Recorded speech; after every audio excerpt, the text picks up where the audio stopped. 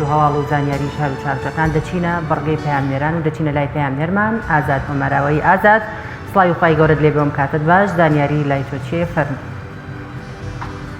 بەڵێ سڵاو لە ئێوە و لە بینەرانی بەڕێزیش بێتن. من دیارە لە ناحیەی خەلیفانم ئەمڕۆ لە ناحیەی خەلیفان ئەنجومەنی خەلیفانی کۆمەڵی دادگەری بە هەمکاری دەستگای خێرخوازی بەخشین دیارە ئەمڕۆ لە ناحیەکە سونەتی قوربانی ئەنجامەدەن. 4 ڕۆژەوڵا هەروەها 22 سەربزنیان کردۆتە قوربانی. دیارە لەم ناوچەیە ئەنجومەنی خەلیفانی کۆمەڵی دادگەری ساڵانە پرۆسەی قوربانی ئەنجام دەداتن و بەسەر خەڵکی هەژار و کەم دەرامەتی ناوچەکەدا بەشی ئەکاتن. من بۆ زانیاری زیاتر وەقسەکردن لەسەر چۆنیەتی پرۆسەی قوربانی ئەسمە لای کاوسمان بناوی بەرپرسی ئەنجومەنی خەلیفانی کۆمەڵی دادگەری. کاوسمان سڵاوت لێ بێتن، پرۆسەکەتان چۆن بەڕێوە چێسن؟ بناوی خوای گەورە میهرەبان.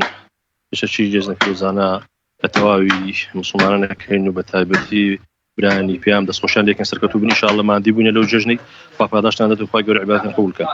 ئێمە وەکو ئەنجومەنی خەلیفانی کۆمەڵی دادگەری بە هاوکاری دەستگای خێرخوازی بەخشین و بە هاوکاری خێرخوازە دڵسۆز و خەمخۆرەکانەوە ساڵانە ئەمە بەرنامەمانە کە ئەو سونەتە گەورەیە ئەو سونەتە پیرۆزە ئەنجام بدەین.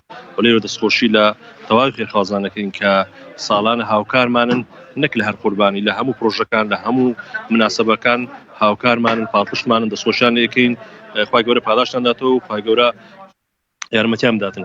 وامە پرۆژەکەمان بریتیە لە تقریبی حیوانەکان 26 سەر حیوانن، ساریان ڕەشەوڵاقی گەورەنە و 22شان حیوانی گسکەنە و زیاتر دابەشەکەین بەسەر خەرچی فەقیر و هەژاری دەڤەرەکەمانەوە خەلیفان و دەوروبەریەوە.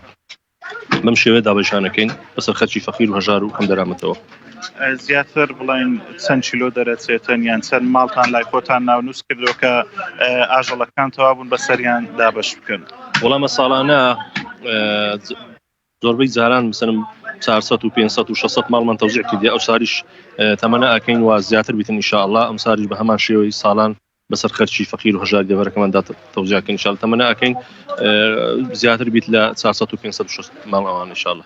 چێ زیاتر بڵێن هاوکاری پرۆژەکانیەوەی کەوا ساڵانەوە پرۆژەیەکی زۆرتان هەیە هەم لە قوربانی هەم لە بۆنەکان هاوکاری خەڵکی هەژار و کەم دەرامەتەکەن؟ وەڵام من باسم کرد زیاتر خەرچی دەوڵەمەند خەڵکی خێرخواز هاوکارمانە لە هەم پرۆژەکانمە بە حقیقەت پرۆژەکانیمە یعنی بەردەوامن. خوای گەورە پاداشتان دەداتەوە و لێرە و دەستخۆشیان لێکەین کە لەم شاشە جوانەوە گویان لە دەنجی منە دەستخۆشیان لێکەین خوای گەورە پاداشتان دەداتەوە و لێرەوە داوان لێکەین بەردەوام بن. ئێمە هاوکاریەکانیان بە ئامانەتەوە بە دڵسۆزیەوە بە دەستەکی پاک و ئەمینەوە ئەگەینە خەرچی فەقیر و هەژار و کەم دەرامەتەوە خوای گەورە پاداشتان دەدات ئینشاءالله.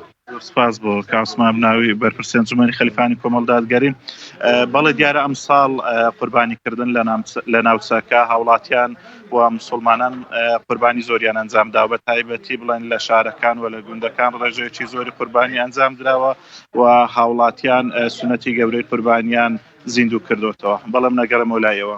بەڵێ زۆر سپاس بۆ پەیامنێرمان ئازاد ئۆمەراوەی. سپاس کە ڕاستەخۆ لەگەڵ ماڵ بووین. خۆشەویستانی بینەر لە تەوەرێکی تری ئەم بابەتەدا دەچینە لای میوانێکی ئازیز و خۆشەویستمان بەڕێز مامۆستا ئەکبەر غەریب شارەزا لە بواری پەروەردەی خێزان. دەمانەوێت مامۆستای بەرەسلەم